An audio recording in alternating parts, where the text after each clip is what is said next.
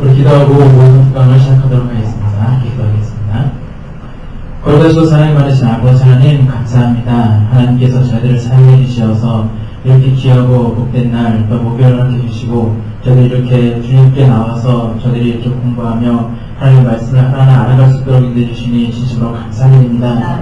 이 시간 저희들에게 지혜를 주시어서 한 가지 말씀을 들을 때 10가지, 100가지를 깨달을 수 있는 지혜를 더해 주시옵시고 이 세상을 살아갈 때에 주의 말씀을 의지하며 늘 승리하며 살아갈 수 있는 복된 저들의 삶이 될 수 있도록 잡아 주시옵소서. 기도를 주께 의탁하오며 거룩하신 주 예수 그리스도의 이름으로 감사하며 기도드렸사옵나이다. 아멘. 여러분 안녕하세요. 자, 전에 제가 했던 그 강의가요, 그리스도인의 재물관 첫 번째 강의였고요. 오늘은 이제 그리스도인의 재물관 두 번째 강의를 이어서 진행을 하도록 하겠습니다. 그 레오나르도 다빈치가 그 1498년도 그 이태리 밀란에서 그린 아주 유명한 작품이 있는데 그 작품을 다 아실 겁니다. 최후의 만찬이라는 작품이 있습니다. 근데 그 그림의 중심을 딱 보면요, 그 중심은 물론 그 예수님이지만요, 근데 그 다빈치는 그 예수님께서 너희 중에 한 사람이 나를 팔리라 라고 그 말씀을 했을 때에 그때의 그 표정들, 그 제자들이 내니까 물어보는 그런 표정들을 그 그림에 담고 있습니다. 제각기 자기의 믿음의 분량의 만큼 그 표정들이 다 있는데 그 다양한 표정들을 가지고 그 하나의 작품을 이룬 것으로 굉장히 유명한 작품이 최후의 만찬입니다. 그런데 그 중에 우리는 가룟 유다의 모습을 한번 봐야 됩니다.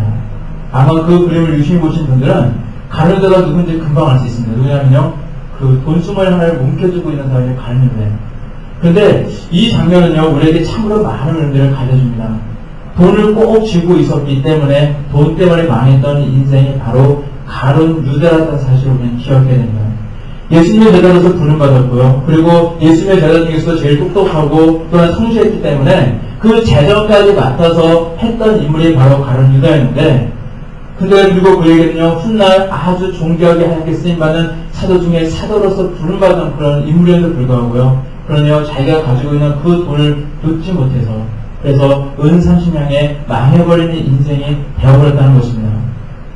그렇다면 나의 모습은 어떻습니까? 한번 이 시간에 한번 그것을 먼저 생각해 보기 원합니다. 혹시 나도 가룟 유다처럼 마치 그의 모습처럼 돈주머니를 놓지 못하고 있는 그런 어리석은 모습이 혹시 나의 모습은 아닐까? 이따가 생각할 때 그 돈 하나 움켜쥐고 그냥 아둥바둥 살아가고 있는 모습이 나의 모습은 아닌가 생각하면서 오늘 강의를 이제 시작하고자 합니다. 첫 번째 이야기입니다. 부자와 천국에 대한 이야기인데요.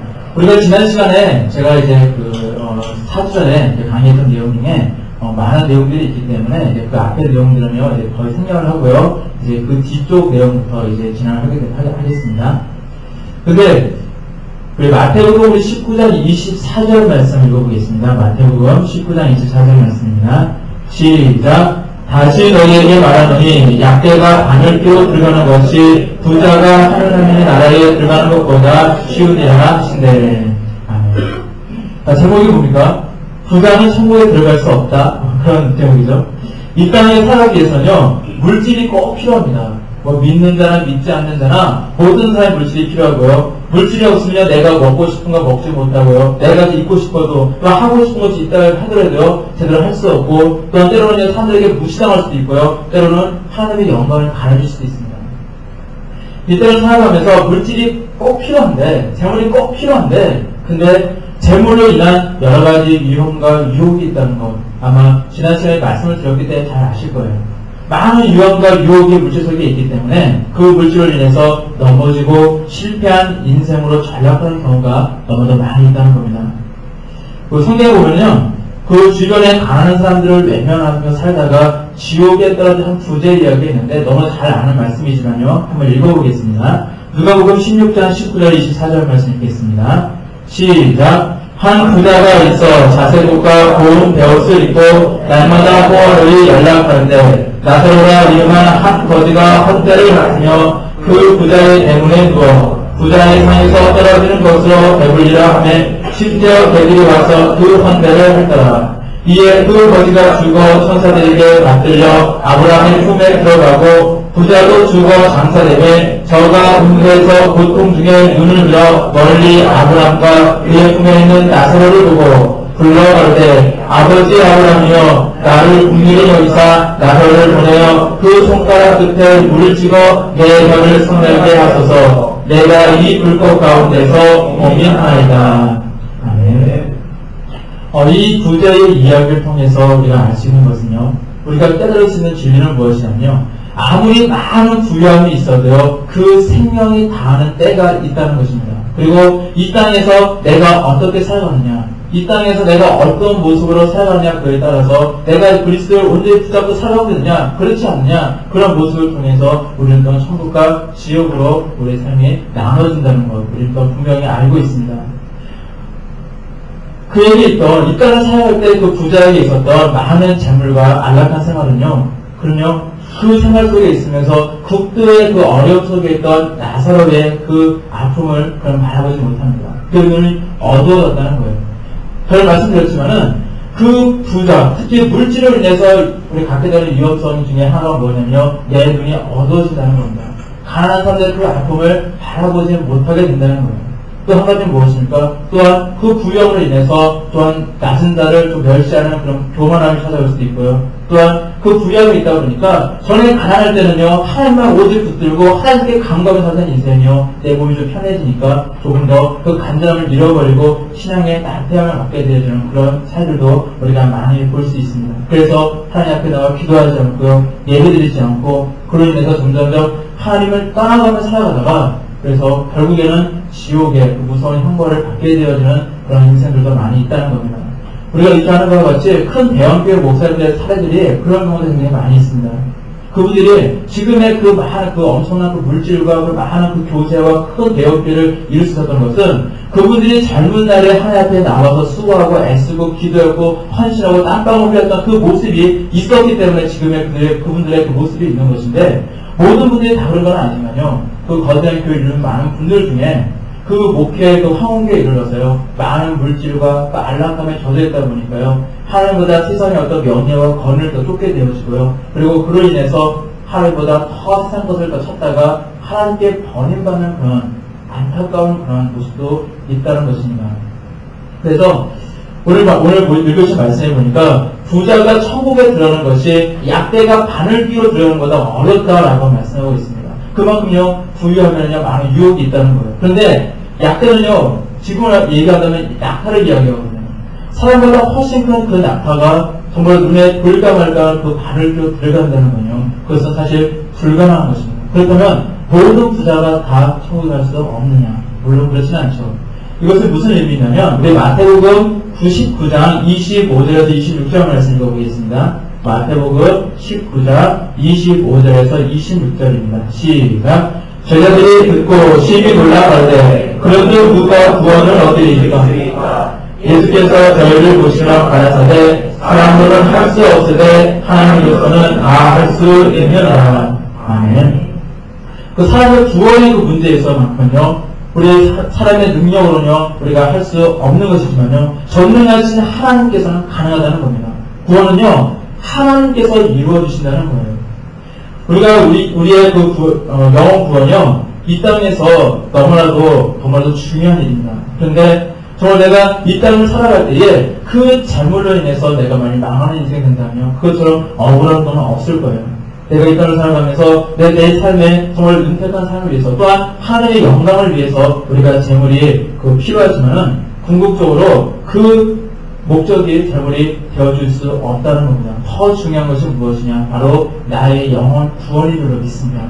이 땅에서 하나님께서 물질을 주신 건요, 하나님께서 필요하기 때문에 주신 거고, 이 땅에서 정말 하나님의 영광을 드러내며 살기 위해서 이 땅에서 살아갈 때 나에게 물질을 주시지만은, 하지만 그것 때문에, 하나님 주신 그 복 때문에 내가 망해서는 안 된다는 거예요. 우리가 더욱더 가치 있고 더욱더 존귀한 것, 바로 우리 하나님의 그 뜻을 바라보시길 바랍니다. 그리고 정말로 나의 영혼이 더 소중함을 기억하시고 언제나 어디서나 정말로 내 영혼의 구원, 또한 하나님의 그 상급을 바라보며 살아가는 그런 우리의 모습이 되어야 될 줄로 믿습니다. 우리 심령이 가난한 자는 천국이 저희 것이요. 우리 두 번째 이야기 해보도록 하겠습니다. 우리 마태복음 5장 3절 말씀 읽겠습니다. 시작. 심령이 가난한 자는 복이 있나니 천국이 저희 것이요. 아멘. 그 헨리 뉴에이라는 사람이 쓴 그 마음의 문을 열고라는 책이 있습니다. 근데 그 책의 내용이 무슨 내용이냐면요. 어떤 그 정신과 의사가 있었는데 그 의사에게요 한 부인이 찾아옵니다. 근데 그 여자가 들어오자마자요 이제 앉아서 이제 상담을 해야 되잖아요. 상담을 해야 되는데 들어오자마자 그 여자가 갑자기 발작을 일으키면서요 기문을 막 파기하고 막 혈기를 부리고 난동을 부리고 난리가 났습니다. 그래서 간호사 그 두 사람을 불렀는데 그 보통 정신과 가보시면요 간호사들 보통 이렇게 여자분들 이렇게 가만히 보는 분들이 아니에요. 대부분 막 등치도 있고 남자들도 많고 그러는데 아마 그런 분이었을 겁니다. 그래서 간호사 두 분이 와서요 힘으로 제압을 하고요 그다음에 자리에 앉혀서 진료를 시킨 다음에 그 다음에 이제 진료를 이제 시작하게 되었는데 그 정신과 의사가 가만히 보니까요 한 오른손에요 뭔가를 꽉 쥐고 있는 거예요 그 여인이. 그래서 그것을 펴보려고 하니까 도저히 자기 힘으로 되지 않아서 그 간호사를 불러가지고 억지로 새끼손가락까지 억지로 다 폈습니다. 그랬더니요 뭔가 소리 뚝 떨어지는데 쨍그랑 소리가 나면 떨어지는데 무엇이냐 1센트짜리 동전이었다고 그래요. 그 환자는 어떤 증세였냐면 자기 존재와 1센트짜리 그 동전 그것을 동일시했다는 거예요. 그래서 이 동전을 잃어버리게 되면 내가 모든 것을 다 잃어버린다는 생각을 가지고 그런 생각이 있었기 때문에요. 누가 와서 혹시 나를 죽이고 이 동전을 뺏어가지 않을까? 이것을 뺏기지 않으려면 내가 어떻게 할까? 어떻게 하면 그것을 동전을 보관할 수 있을까? 그런 생각을 사잡혔기 때문에 매일같이 두려움과 공포 속에 그렇게 시달렸다는 겁니다. 그래서 그는요 힘을 다해서 있는 힘을 다해서 그 동전을요 움켜쥐며 살았다는 거예요.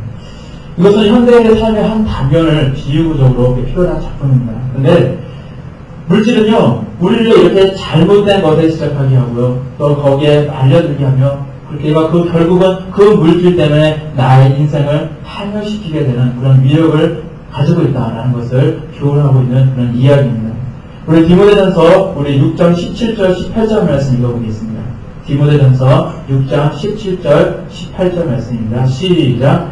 내가 이 세대의 부한 자들을 명하여 마음을 높이지 말고 성함이 없는 재물에 소망을 두지 말고 오직 우리에게 모든 것을 후히 주사 누리게 하시는 하나님께 두며 선한 일을 행하고 선한 사업에 구하고 나눠주기를 좋아하며 공경하는 자가 되게 하라.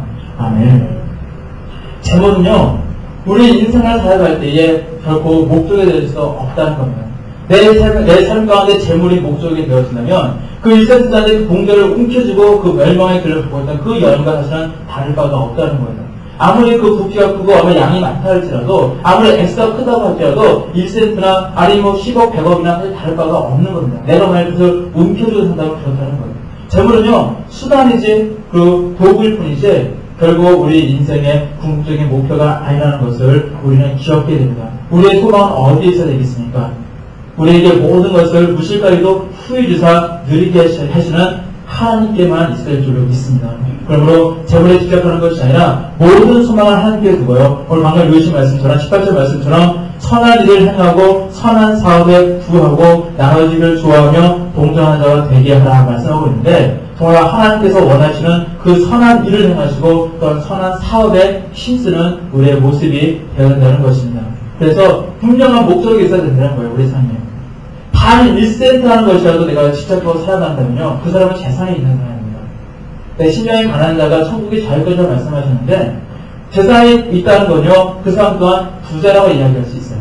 근데 심령이 가난한 사람은 어떻습니까? 단 1센트도요. 내 것이 아니에요. 다 하나님 것으로 내려놓을 수 있는 사람이죠. 바로 그 사람이 심령이 가난한 사람이에요. 그래서요. 하늘나라에는요. 부자가 없다는 거예요. 다 심령이 가난한 자. 하나님께 모든 것을 다 돌려드릴 수 있는 사람. 내가 가지고 있는 많은 재물과 모든 것이 다 하나님 것으로 고백할 수 있는 삶에 가는 것이 바로 천국이라는 겁니다. 예수 그리스도의 구주로 고백하는 사람, 하나님을 믿는 사람, 예수님을 믿는 사람은요, 바로 그 모습이 이어갔다는 겁니다. 이 세상의 모든 물질은 내 것이 아니라 하나님 것입니다. 하나님께서 내게 은혜를 주셔서 저에게 이 많은 물질을 맡기셨습니다. 고백하는 모습이 또한 저와 여러분들의 모습이 되시기를 간절히 바랍니다. 그리고 구두당근 청년이요, 그 찬송가를 부르면서 아주 유명한 예화인데요. 그 구두를 닦고 있었는데 그 찬송을 부르면서 흥얼거리면서 너무 신나하면서 정말 그가 밑바닥 생활을 하고 있지만은 그 사무소도 정말 기쁨을 하고 있는 모습을 보면서 그 모습을 바라보던 은행장이 너무 기특해서 자기 재산의 얼마를요 그 소년에게, 그 웃다는 소년에게 주었다고 합니다. 그런데 이 돈을 받은 그 청년은요, 그 후로요, 갑자기 마음이 불안해지는 거예요. 그 물질을 갖게 되어지니까, 이 물질을 누가 훔쳐가면 어떡하지? 어디에 숨겨야 되지?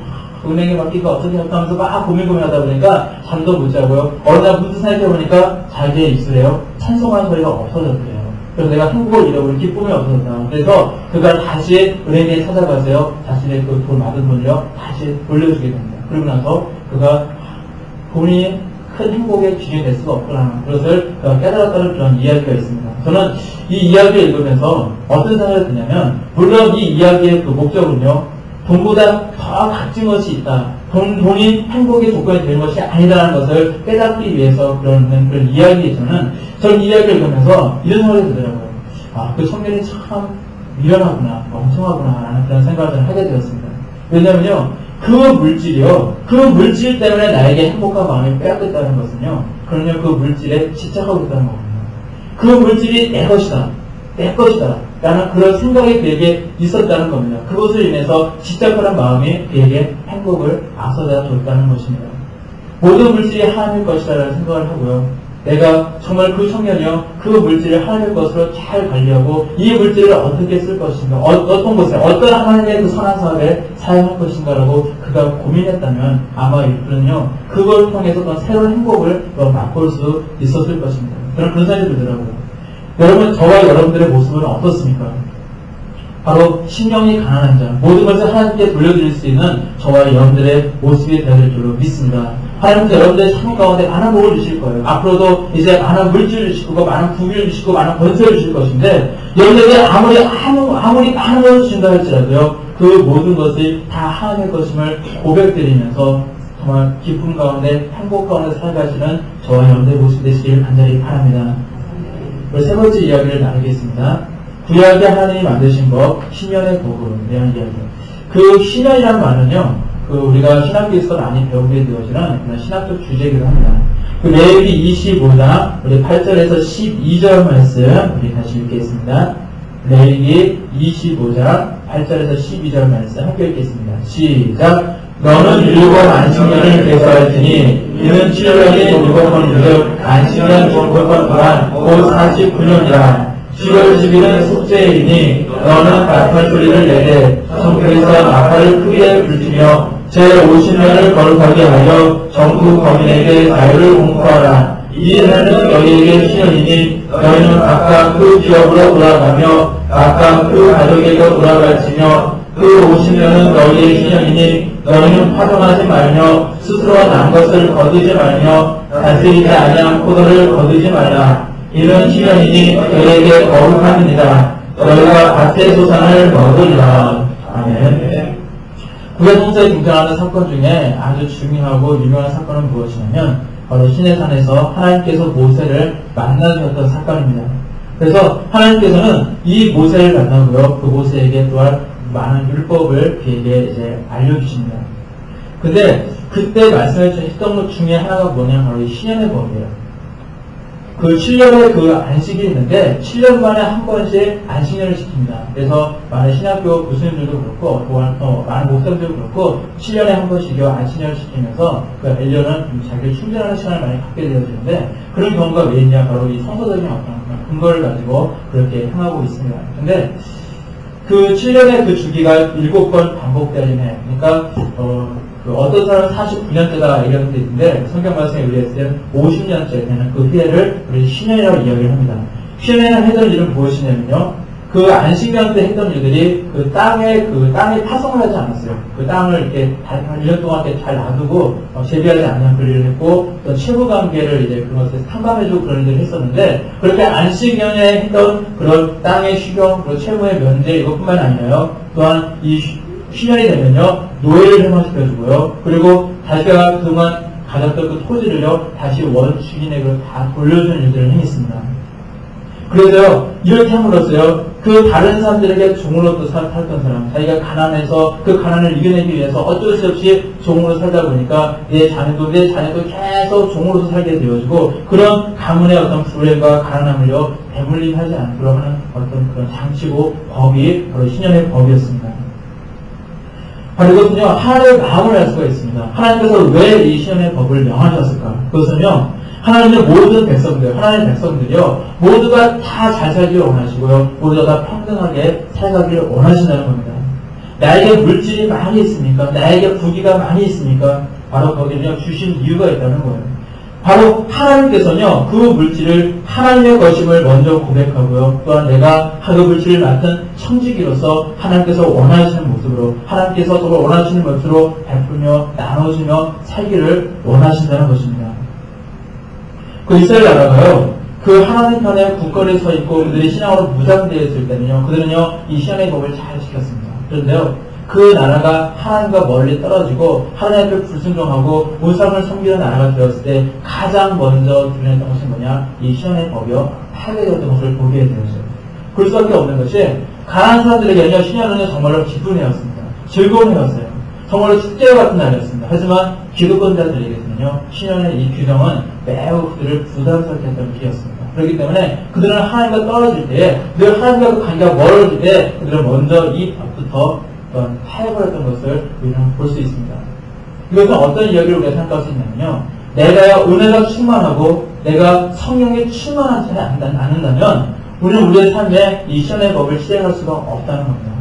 내가 성령 충만하고 하나님의 은혜가 충만할 때에 우리는 하나님의 뜻에 언제나 순종하고 하나님께서 나눠줘야 하면 베풀려면 베풀 수 있고 나눠줄 수 있다는 거예요.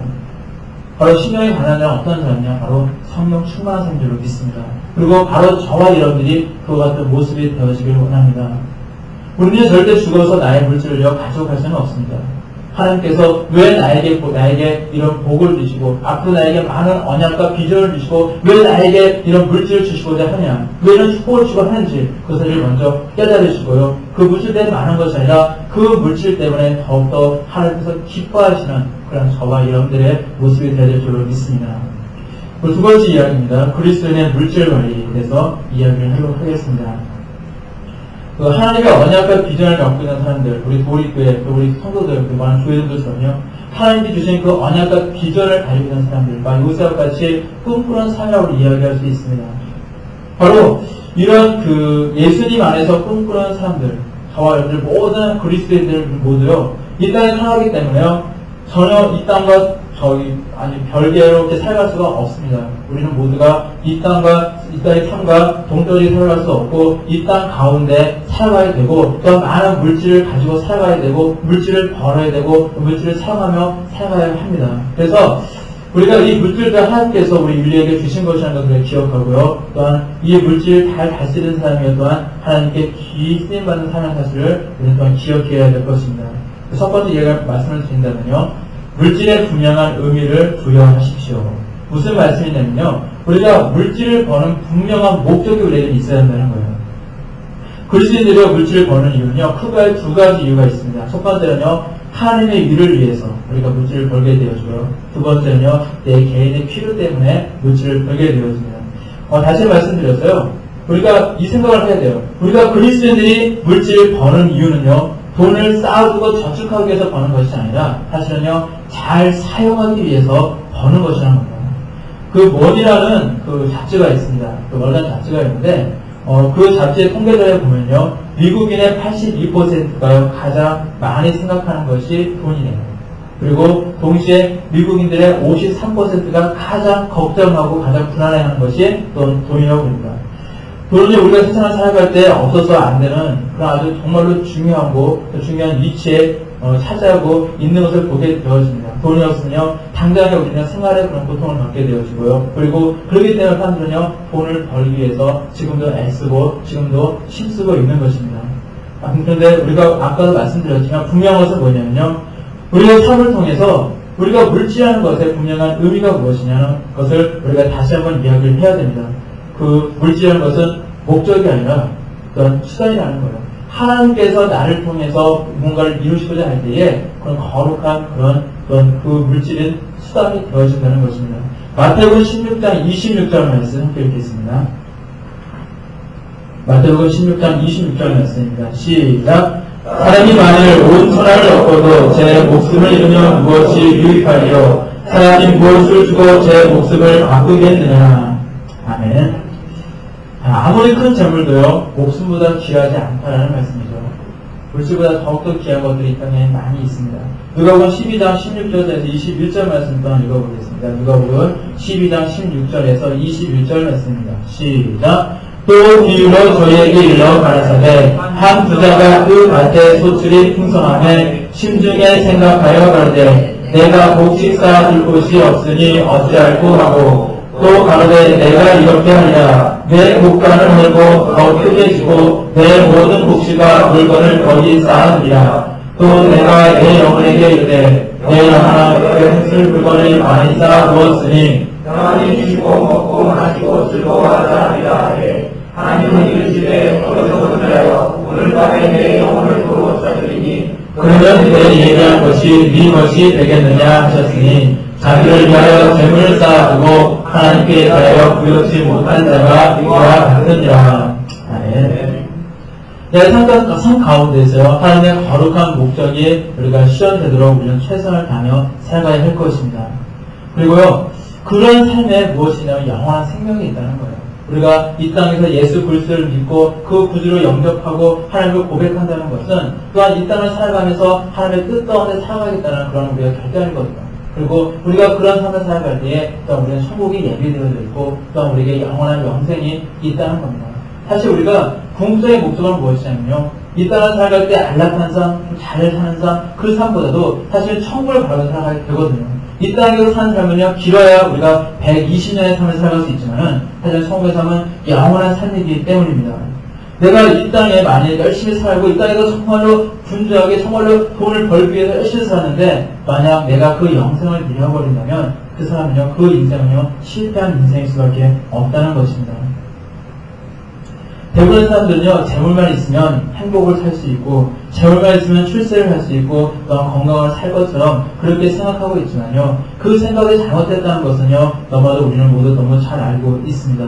이 땅에서 수단과 방법을 어떤 방법을 다 동원해서 돈을 벌고자 하지만요, 그 사람들의 결과는요, 결국 좌절과 범위만 남게 되어진다는 겁니다. 그런 사례들이 굉장히 많이 있는데, 미국의 그 영화 제작자이면서요, 휴스 그 항공사의 설립자인 그 하워드 휴스라는 사람이 있습니다. 아마 이분에 대해서 아마 들은 분이 있을 거예요. 많이 유명한 분인데, 근데 그 사람 같은 경우에는 생전에 10억 달러를 벌었다고 그래요. 자기 재산으로.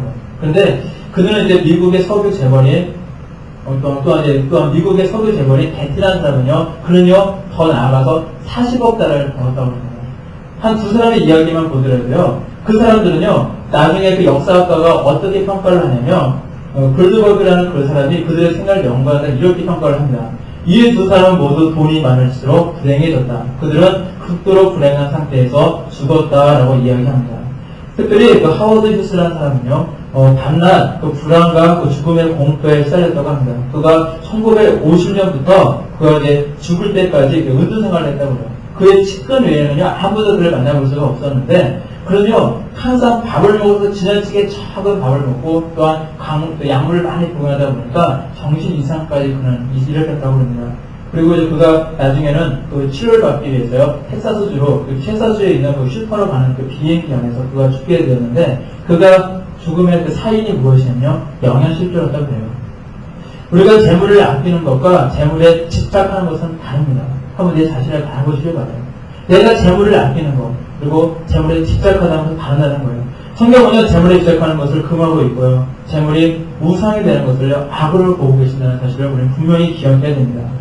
재물이라는 것은요, 내가 지금 어떻게 생각하고 있느냐에 따라서 하나님의 선한 일을 이루는 그런 좋은 도구가 될 수도 있지만요, 내가 지금 그 재물을 또 어떻게 생각하고 있느냐에 따라서 내 자신을 불행하게 만들어주는 그런 악의 뿌리가 되어줄 수 있다는 겁니다. 우리 잠언 11장 24절에서 25절 말씀 함께 읽겠습니다. 잠언 11장 24절에서 25절 말씀입니다. 시작. 흩어 부지하여도 더욱 구하게 되는 일이 있나니 과거에 아껴도 가난하게 될 뿐이니라. 구제를 좋아하는 자는 풍족하여질 것이요 남을 유택하게 하는 자는 유택하여지리라. 아멘. 하나님의 관심에 대해서 한번 바라보시기 바랍니다. 하나님께서 어떤 관심을 가지고 바라보고 계시는지. 하나님은요, 내가 지금 얼마나 많이 벌었느냐, 내가 지금 얼마나 많이 저축했느냐에 대해서 관심 갖고 계신 것이 아니라요. 하나님의 모습을 잘 가만히 우리가 보고 그 말씀을 가만히 의미해 보면요, 하나님은요, 얼마나 하나님께서 원하시는 곳에 그 물질을 사용하느냐, 그거에 대해서 관심을 갖고 계신다는 거예요. 그 미국의 강철한 그 앤드류 케네디라는 사람에 대해서 잠시 말씀을 드린다면, 그는요, 아주 성공한 사업가이고요, 그는 또한 자선 사업가로 유명한 사람입니다. 근데 그는 이런 명언을 남겼습니다. 어떤 명언을 남겼냐면, 재산을 가지고 죽는다는 것은 인간으로서 부끄러운 일이다 라는 그런 명언을 남겼다고 그래요. 그런 이제 태어난 그 출신을 보면요, 그냥 가난한 농부의 아들로 태어나고요, 또 그런 그 경제 불황으로 인해서요, 13세 때 그 미국으로 유학을 가게 되었습니다. 아니, 이민을 떠나게 되었는데, 그런 그곳에서 그 초등학교 4학년까지 졸업을 하고요, 더 이상 가난해서 공부를 할 수 없었다고 해요. 하지만 그는요, 훗날 성공하게 되었습니다. 최선을 다해서 그걸 열심히 벌었고요, 그리고 그는 또한 가장 자기 삶까지 가치 있는 곳에 자신의 물질을 그런 사용을 했습니다. 그런 이제 그가 했던 업적 중에 몇 가지가 있는데, 말씀을 드리자면, 1892년에요, 뉴욕에 그 케네디 홀을 만들어서 예술 진흥에 주력을 했다고 그래요. 그리고 1902년에 케네디 연구소를 창설했고요. 1904년에는 케네디 영어 기금을 설립하였고, 1905년에는 그 케네디 그 교육진흥센터를 설립하였고, 1910년에는요, 케네디 국제평화재단을 설립하였고요, 그 1912년에는요, 케네디 공학대학을 설립하였고요, 그리고 그러냐 각 교회에 약 한 7,000여 대에 되는 파이프 오르간을 기증을 했다고 합니다. 그리고 2,800여 곳에 도서관에 그 자금을 제공하기도 하고, 그러냐 인생을 살아가면서 자기가 할 수 있는 한 그런 최선을 다해서 사회에 자기의 물질을 팔아냈던 것을 보게 되었습니다. 그가 일생 동안 이렇게 사회에 그렇게 기부했던 돈을요, 약 3억 5천만 달러라고 해요. 지금도 3억 5천만 달러, 지금 약 한 4천억 될까요? 지금 따진다 그러면 그렇게 많은 돈인데, 그 당시에 그 물가를 생각한다면요, 엄청나게 큰 돈일 것입니다.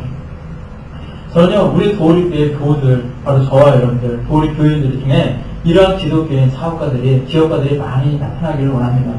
그것 때문에 기도하고요, 또한 저와 여러분들이 바로 그 비전의 주인공이 되어줄 줄로 믿습니다. 꿈은요, 크게 가져야 돼요. 왜냐하면 그 큰 꿈을 가지고 또한 크게 기도해야 됩니다. 하나님께서 우리의 기도를 듣고 계시기 때문에요. 그 목적을 분명히 또한, 그 물질에 대한 목적을 또한 분명히 하시길 바랍니다. 기도할 때에 내가 그냥 물질을 많이 벌어서 그냥 나 혼자 그냥 잘 살기 위해서 물질을 버는 그런 모습이 아니라 기도할 때도 내가 하나님의 선한 사업을 위해서 힘쓰기를 원합니다. 우리 도리교회를 위해서, 또한 많은 전도 사역을 위해서, 또한 한 사람을 양성하는 사역을 위해서, 또한 주관하는 수많은 교회들을 살리는 그 사역을 위해서, 그 밖에 많은 그런 하나님께서 원하시는 그 사역에 내가 이 물질을 사용하기 원합니다 라는 그런 분명한 목적을 가지고 기도하시길 바랍니다. 우리는 분명히 우리 물질에 분명한 목적이 있어야 됩니다. 하나님께 구할 때도 분명한 이유가 있어야 된다는 거예요. 하나님께서 우리의 그 목적과 중심이 바로 서 있고 하나님께 온전한 모습을 기도할 때에 하나님께서 반드시 여러분들의 기도를 응답해 주실 줄로 믿습니다. 두 번째 이야기는요, 풍부의식을 가지시기 바랍니다. 우리 마태복음 6장 31절에서 32절 말씀 읽겠습니다. 마태복음 6장 31절에서 32절 말씀입니다. 시작. 그러므로 염려하는 이유를 무엇을 먹을까, 무엇을 마실까, 무엇을 입을까 하지 말라. 이는 다 이방인들이 구하는 것이라. 너희 천국께서 이 모든 것이 너에게 있어야 할 줄을 아시느니라. 아멘.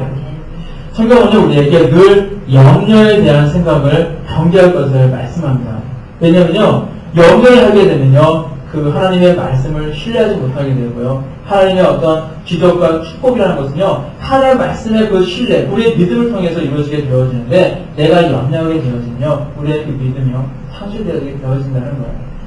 저도 과거에 이제 그런 염려에 대한 그런 일화가 조금 있습니다. 어떤 일이 있냐면, 제가 제 몸은 건강한데, 육신의 왼쪽에 보면 어떤 흉터 자국이 있어요. 흉터 자국이 있는데 무엇이냐면, 과거 기억이 나요. 내가 우리 도리교회가 처음 상립했을 때 그 지하 전세 방에서 처음 이제 했잖아요. 그때 이제 잠깐 이제 도리교회 집에서 이제 같이 생활할 때가 있었습니다. 제가 강화도로 목회를 나가기 전까지 잠깐 있었었는데, 그때 갑자기 제가 여기가 굉장히 아프더라고요. 그래서 아파서 약사에게 가서 물어보니까 그 대상포진이라는 그런 병이라고 그래요. 그래서 며칠을 잠을 못 자고요. 너무 아파가지고 나중에 병원에 가서 약물 치료를 받고 그래서 낫게 되었는데 그때 이제 원장님을 통해서 하나님의 뜻은 무엇이냐면 제가 좀 미래에 대해서 백도 없죠, 물질도 없죠, 뭐 환경도 없죠, 아무것도 없는 상태에서 목표는 나가야 되는데 미래에 대한 어떤 그런 막연한 그런 불안함이랄까요? 그런 것이 있었다고 그래요.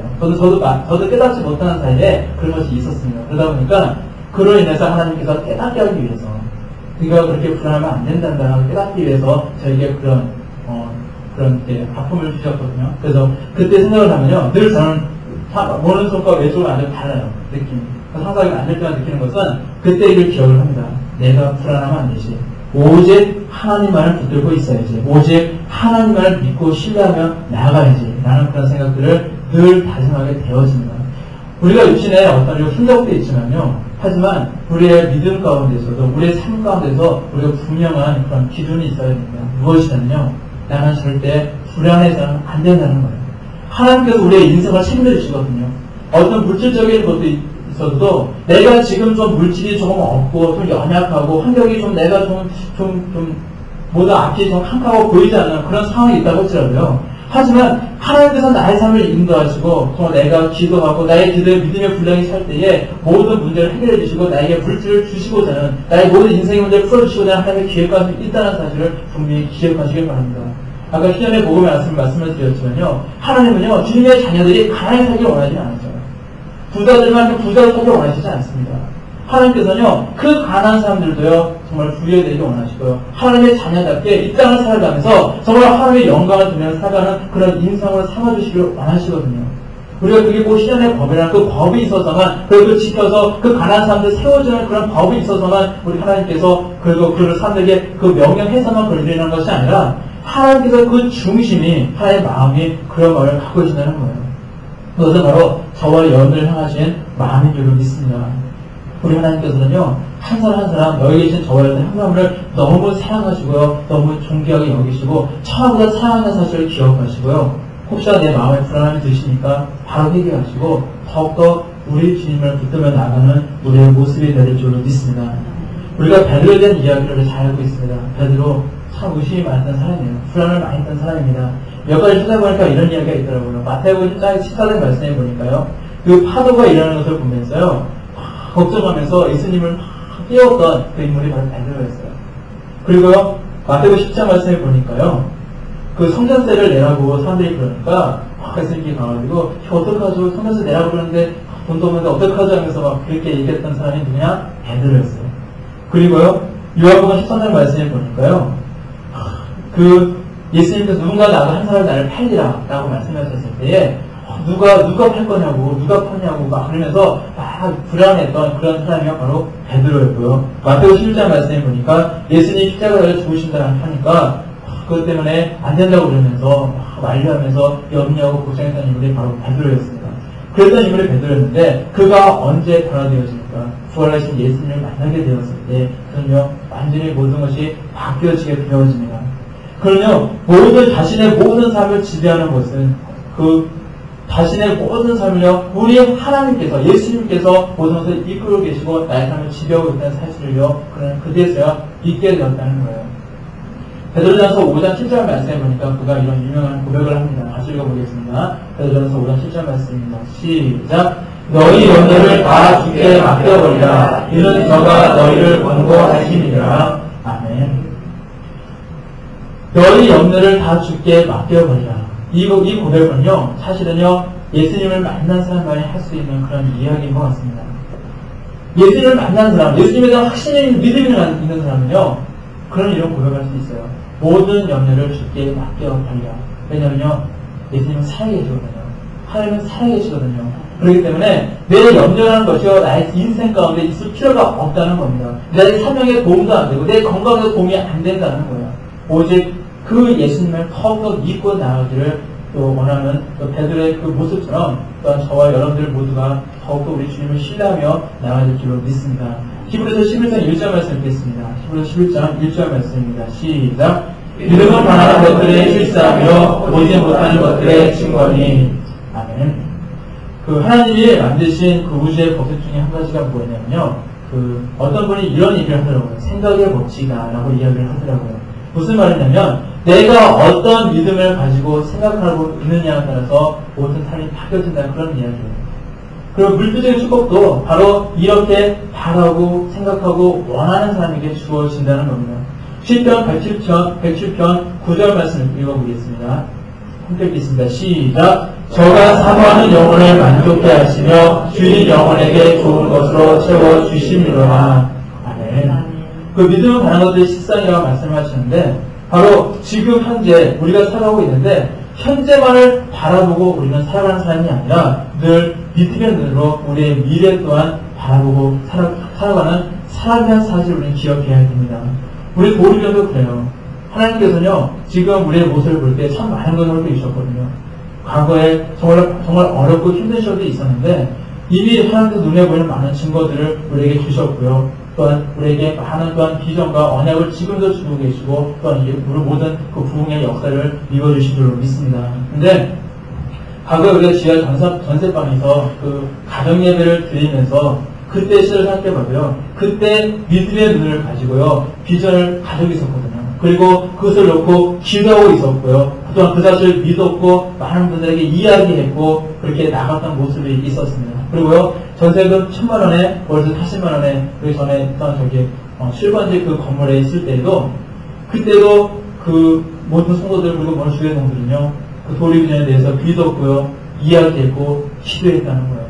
그리고 지금도 또한 이곳에 왔을 때에도 우리는 또한 제1성전을 봉헌한 지금 이 순간에도 우리는 도리교회의 그 비전에 대해서 믿고요. 또한 이야기하고 또한 기도하고 있다는 겁니다.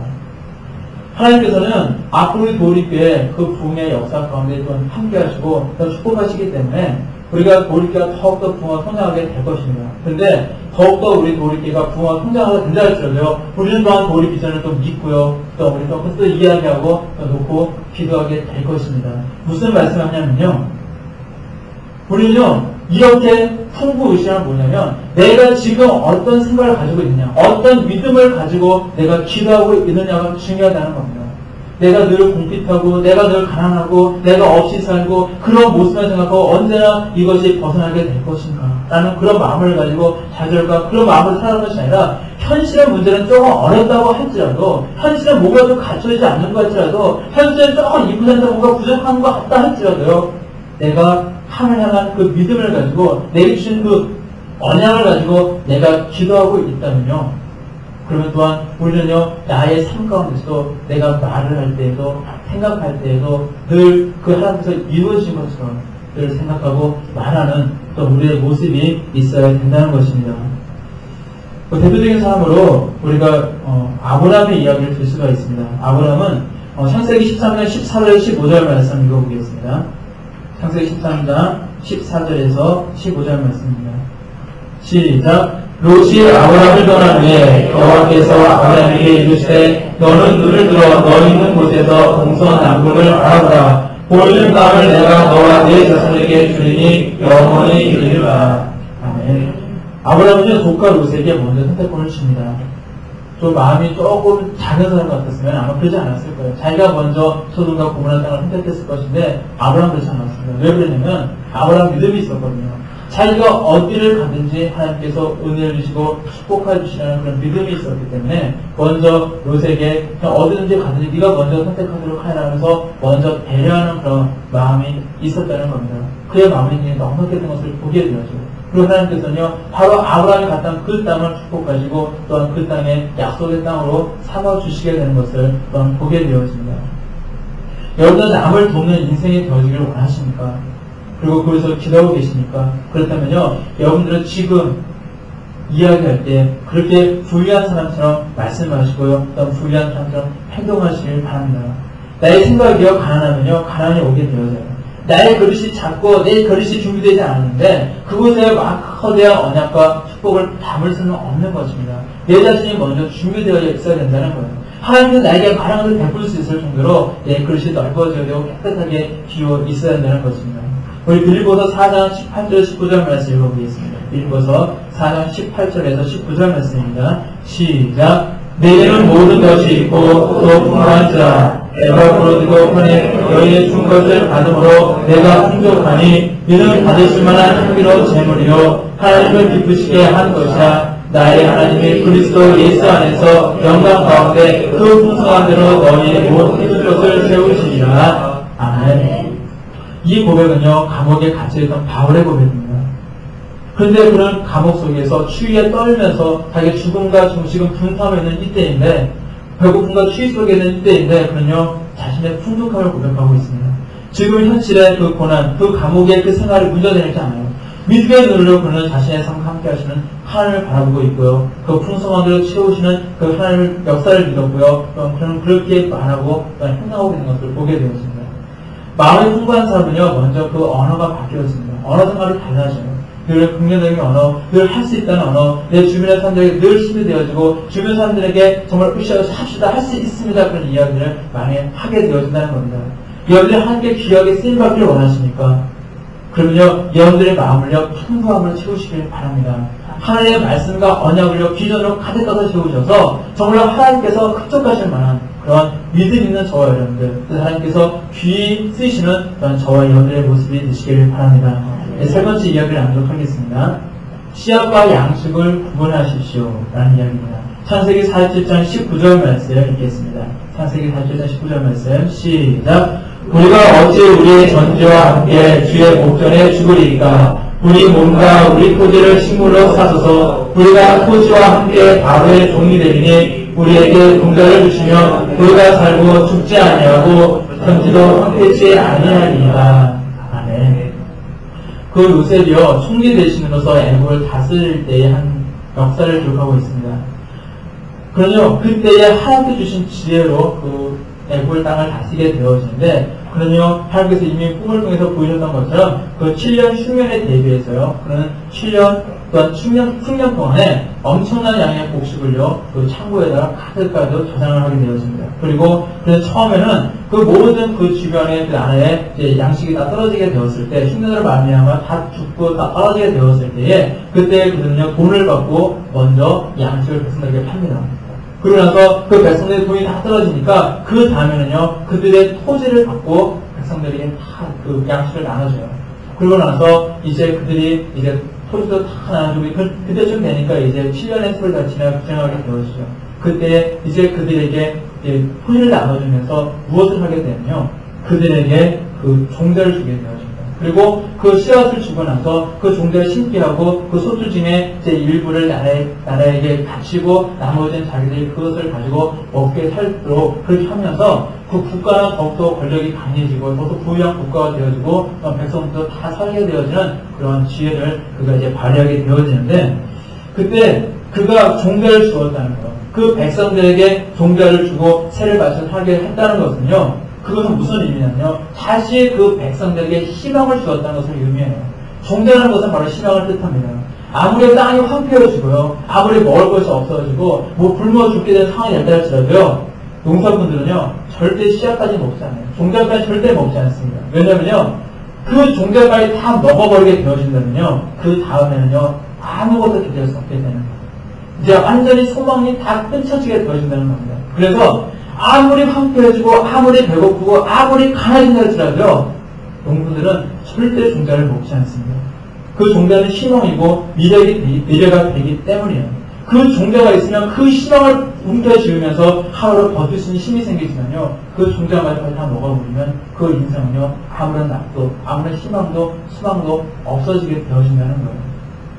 우리 그리스도인에게 있어서 우리가 이 땅을 살아가면서 우리가 인생 가운데 종자가 되는 것이 무엇이 있을까? 특히 우리가 물질적인 것만 한다면은 바로 11조가 종자가 되어진다는 겁니다.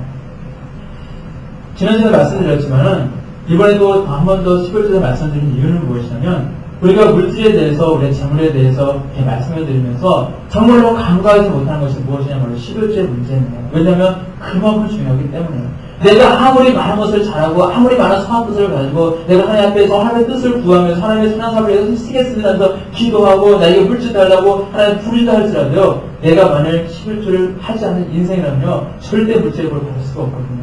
그렇기 때문에 너무나도 중요한 것이 바로 또 강조하고 또 강조하고 또 강조해도 비록 교인들은 싫어하세요. 필요하지만 그러면 또 강조해야 될 것이 무엇이냐? 주의 종으로서 마땅히 바로 11조에 대해서는요 강조할 수밖에 없다는 겁니다. 우리 말라기 3장 9절에서 10절 말씀 읽어보겠습니다. 말라기 3장 9절에서 10절 말씀입니다. 시작. 너희 온 나라가 나의 것을 도둑질 하였으므로 너희가 거두를 받았느니라. 만군의 여호와가 이르노라. 너희의 온전한 11조를 창고에 들여 나의 집에 양식이 있게 하고 그것으로 나를 시험하여 내가 하늘 문을 열고 너희에게 복을 쌓을 것이 없도록 붙지 않아 하라. 아멘. 11조는 주제가 등장하면 너무나 자주 인용되어지는 그런 말씀 중에 하나입니다. 근데 그만큼 중요하기 때문에 한 번 더 말씀을 드렸고요. 정말로 우리가 물질의 복을 받기 위해서는요, 하나님께서 자신을 시험해봐라 말씀까지 하시는데, 우리가 그토록 11조에 대해서 철저하게 구분한 그런 인생을 우리는 살아야 합니다. 우리 히브리서 7장 1절에서 3절 말씀 읽어보겠습니다. 히브리서 7장 1절에서 3절 말씀입니다. 시작. 이 멜기세덱은 살렘의 왕이요 지극히 높으신 하나님의 제사장이라. 여러 임금을 쳐서 죽이고 돌아오는 아브라함을 만나 복을 빈다라. 아브라함이 일체 11분의 1을 그에게 나눠주니라. 그 이름을 뭐냐면은 첫째 의의 왕이요 사형의 왕이니 곧 평강의 왕이요 아비도 없고 어미도 없고 족보도 없고 시작한 날도 없고 생명의 끝도 없어 하나님 아들과 강구하여 막상 대장으로 있느니라. 아멘. 조카로 선택한 그 땅은요 눈으로 보기에는 비록 육신으로 보기에는 비옥한 땅이었고 풍족한 땅이었지만요 참으로 많은 문제를 가지고 있던 그런 땅이었습니다. 그리고 어느 날 그곳에 전쟁이 일어나게 되어지는데 창세기 14장 1절 2절 말씀을 찾아보니까 이렇게 그 전쟁에 대해서 이렇게 기록이 되어 있더라고요.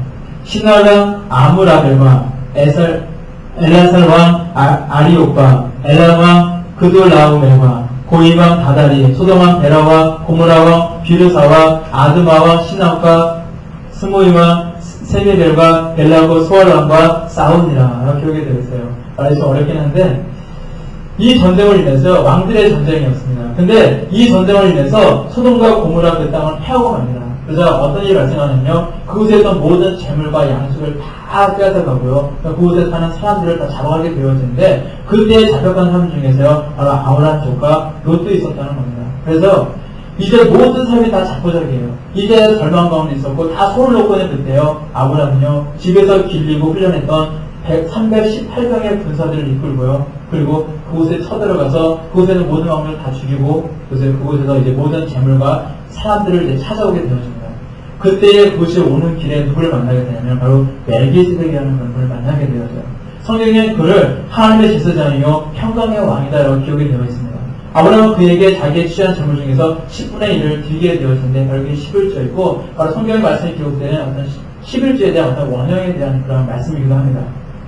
11조에 대한 말씀은요 철저하게 성경에 기록되어 있습니다. 그리고 철저하게 성경에 기초되는 것을 보게 되어져요. 믿음의 조상이 아브라함도 그랬고요. 이삭이나 또한 야곱도 철저히 함께 11조를 드렸고요. 또한 그 아브라함이 11조를 드렸던 멜기세덱은 어떤 분일까? 궁극적으로 우리가 이야기한다면 바로 예수 그리스도를 가리킨다라고 이야기할 수 있습니다.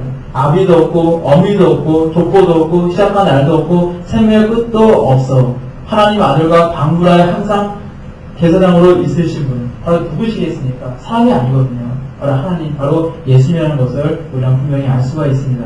그리고 성경은요 하나님의 택하셨고 또한 주일만 전적으로 하고 있는 그런 주의 종들, 우리나라 목사님들, 전사님들 그런 주의 종들에게도 또한 11조에 대해서 분명히 명령하고 있습니다. 우리 민수기 18장 26절 말씀 함께 읽겠습니다. 민수기 18장 26절 말씀입니다. 시작. 너는 레위인에게 구하여 그에게 일어나 내가 이스라엘 자손에게 취하여 너희에게 기업을 11조를 너희가 그들에게 취할 때에 그 11조의 11조를 그대로 여호와께 드릴 것이라. 아멘.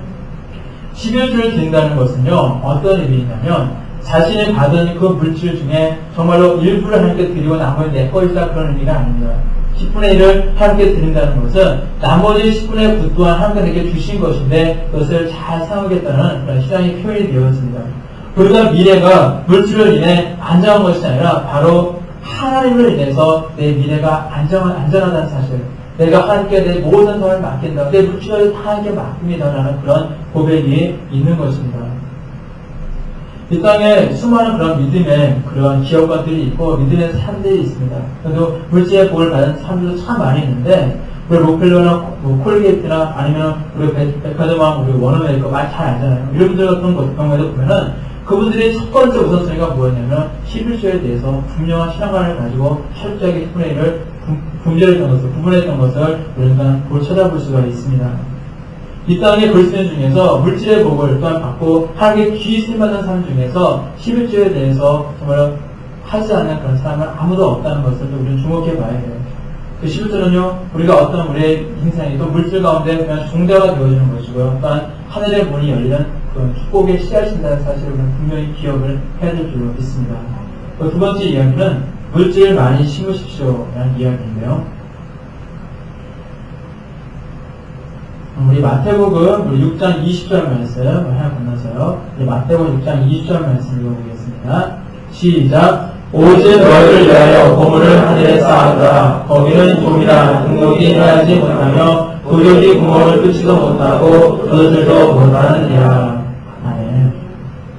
우리가 하나님께 드리는 것, 그것이 가장 안전한 방법이라는 거예요. 이 땅에서 내가 아무리 많은 돈을 저축하고 이 땅에서 많은 것을 쌓아놓고 있다 할지라도 이 땅의 것은 어느 한순간에 다 무너지고 다 없어질 수 있다는 것입니다. 그렇다면 하늘에 쌓는 방법에 어떤 모습이 있을까요? 그것은 하나님께 예물을 드리는 방법, 하나님의 모습으로 우리가 선교사역과 구제를 위해서 힘쓰는 방법, 내가 이 땅을 살아가면서 하나님께서 원하시는 것에 내 물질을 사용하는 방법. 물론 이것만 있는 것은 아니죠. 내가 하나님께 나와 기도하는 모습, 또 하나님께 나와 충성하는 모습, 헌신하는 모습, 나의 붉은 땀방울 흘리는 모든 모습들, 그 모든 것이 다 하나하나 모여서 하늘나라에 쌓여지게 되어지는데 그 하늘나라에 또 아름다운 집으로 또 만들어진다고 하잖아요. 그런 것이 있는데 우리가 그 대표적인 이야기로 그 벤다이크라는 사람이요 풍자적으로 어떤 이런 이야기를 합니다. 어떤 이야기냐면요, 어떤 로마의 부자가 천국에 갔습니다. 그래서 천국에 그 천사의 안내를 받으면서 이제 이곳저곳을 다 이제 구경하게 되어졌는데 그 한 곳에 딱 가보니까 참 아름다운 집이 딱 있더래요. 너무 아름다운 집이었는데 그렇게 아름다울 수가 없었는데 그 부자가 이제 깜짝 놀라면서 도대체 이 집은 누구 집입니까? 라고 물어보니까 그 천사가 대답하기를요, 이 집은 당신이 거느리고 있는 어떤 그 종의 집입니다. 라고 이야기를 하더래요. 그래서 부자가 그럴 리가 없습니다. 어떻게 그런 사람이 이런 천국에 이런 좋은 집을 가질 수 있을 수가 있습니까? 라고 대답하니까 그 천사가 이야기하기를 천국에는 실수가 없습니다. 천국에는 착각이 없습니다. 천국에는 오류가 없습니다. 우리는 땅에서 그가 보낸 자리로 이 집을 지었습니다. 라고 이야기를 했습니다. 한참 가다가 보니까 또 낡고 허술한 집이 있더랍니다. 그래서 이 집은 또 누구의 집입니까? 라고 물어보니까 이제 그 천사가 대답하기를요, 당신의 집입니다. 이야기를 합니다. 그럴 수 없습니다. 내가 어떻게 이 집에 내줄 수가 있습니까? 얘기하니까 그 부자의 말에 천사는 또 똑같은 이야기를 해요. 천국에는 실수가 없고 천국에는 오류가 없고 천국에는 착각이 없습니다. 이 집은 당신이 보낸 그 자리로 지은 집입니다. 라고 이야기를 했다고 합니다. 사실 천국에는 절대 실수가 없거든요. 이 시간에도 하나님께서는 우리의 모든 모습을 다 기록하고 계시고 우리가 행한 모습 그대로 천국에 상급을 쌓고 계신 줄로 믿습니다. 지금 내가 얼만큼 드리고 있느냐, 정말로 우리가 천국에 가보면 분명히 알 수 있다는 것입니다. 그 존 웨슬리는요 이렇게 이야기를 합니다. 나는 주머니가 회개하지 않은 사람의 회개를 믿을 수 없다라고 이야기를 했다고 해요. 그리고 조지 스윙틴이라는 사람은 이렇게 이야기를 했습니다. 내 생이 끝나는 마지막 날 내가 얼마나 벌었는가, 이것은 하나도 중요한 질문이 안 될 것이다. 그때 중요한 물음이 있다면 나는 얼마나 주었는가, 얼마나 가치 있는 사역과 놀라운 목적의 일들을 위하여 얼마나 나는 드릴 수 있는가 하는 물음일 것이다 라고 이야기를 했다고 합니다. 바로 우리의 모습은 어떠한 모습입니까? 오늘 하나님 주신 그 물질, 여러분께서는 얼마나 하나님의 영광을 위해서 그것을 사용하고 있습니까? 내가 지금까지 그렇게 사용하지 못했다면 앞으로 하나님께서 원하시는 것에 물질을 사용하시길 바랍니다. 하나님께서 내가 이 땅에 얼마만큼 저축했느냐, 그것을 관심 갖고 그것을 중요시하고 계신 것이 아니라 내가 이 땅에서 얼마만큼 하나님께서 원하시는 것에 물질을 사용하고 있느냐 해서 관심을 갖고 있다는 사실을 늘 기억해야 된다는 것입니다. 우리가 재물에 대해서 하나님이 기대하시는 것. 잘 읽다 보니까 이런 말이 있더라고요. 6가지 있는데 한번 이 말씀 다 한번 같이 큰 소리 한번 같이 읽고요. 오늘 강의를 마치도록 하겠습니다. 첫째, 둘째 빼고요. 그냥 읽겠습니다. 첫째부터요. 시작. 모든 재물은 하나님으로부터 공급된다는 사실을 깨달으라. 재물은 하나님께 대한 사랑과 충성을 구체적으로 표현하는 도구이다. 재물은 우리를 향한 하나님의 사랑의 표현이다. 재물은 하나님의 권능의 표현이다. 재물은 우리를 단련시키는 하나님의 도구이다. 재물은 복음을 전하는 도구이다.